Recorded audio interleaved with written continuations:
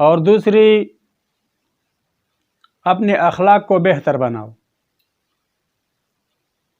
اپنی زبان سے کسی کو تکلیف نہ دو.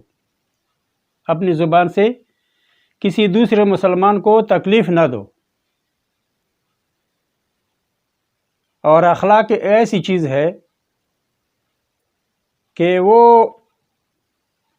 بڑوں بڑوں کو سرنگوں کر دیتا ہے. یعنی جتنا بھی ظالم آدمی ہو، جتنا بھی سخت آدمی ہو، جتنا بھی فاسق فاجر ہو، اگر آپ اس کے ساتھ اخلاق کے ساتھ بات کریں گے تو وہ آپ کے سامنے ڈھیر ہو جائے گا، کچھ بول نہیں سکے گا آپ کے سامنے. اور اخلاق جس آدمی میں ہو، سمجھو کہ پوری کائنات اس کا ہے. کیونکہ اخلاق انسان کو سنوارتا ہے،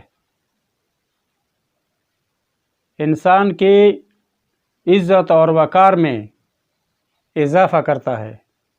اخلاق بہت بڑی نعمت ہے. اگر اللہ کسی کو نصیب کرے، اللہ ہمیں بھی نصیب کرے. اخلاق اور زبان یہ دو اہم چیزیں ہیں. اگر تیری زبان سے کسی مسلمان کو تکلیف پہنچے، کہ کسی مسلمان کو ضرر پہنچے، تو ایسے آدمی سے اللہ تعالی سخت ناراض ہو جاتا ہے. اور میں تو کہتا ہوں کہ اپنے پڑوسی کا خاص کر خیال رکھنا چاہیے. جو پڑوس میں رہتے ہو اس کا خاص خیال رکھنا چاہیے. اور جو اپنے لیے پسند کرتے ہو وہ دوسروں کے لیے بھی پسند کرو. جو اپنے لیے لاتے ہو، اپنے گھر والوں کے لیے لاتے ہو، اگر اس سے تھوڑا سا اپنے پڑوس کے اندر، جو پڑوس کے اندر غریب ہو، اگر اس کو بھی تھوڑا سا دے تو وہ کتنے خوش ہوں گے، بہت خوش ہوں گے. تو اس طرح میرے بھائیو، اخلاق بہت بڑی نعمت ہے. اخلاق استعمال کرو، اپنے پڑوس والوں کا خیال رکھو، اپنے ماں باپ کا کہا مانو، اپنے ماں باپ کو اف تک بھی نہ کرو. اپنی زبان کو ایسے استعمال کرو کہ کسی دوسرے مسلمان کو تکلیف نہ پہنچے.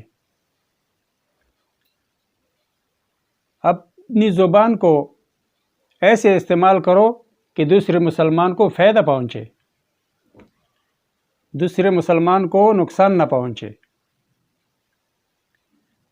اور حتیٰ کہ انسان تو انسان، مسلمان تو مسلمان، جانوروں کا بھی خیال کرنا چاہیے. تو اس وجہ سے اخلاق بہت بڑی نعمت ہے. اللہ ہمیں بھی اخلاق نصیب عطا فرمائے. اللہ ہم پہ رحم کرے.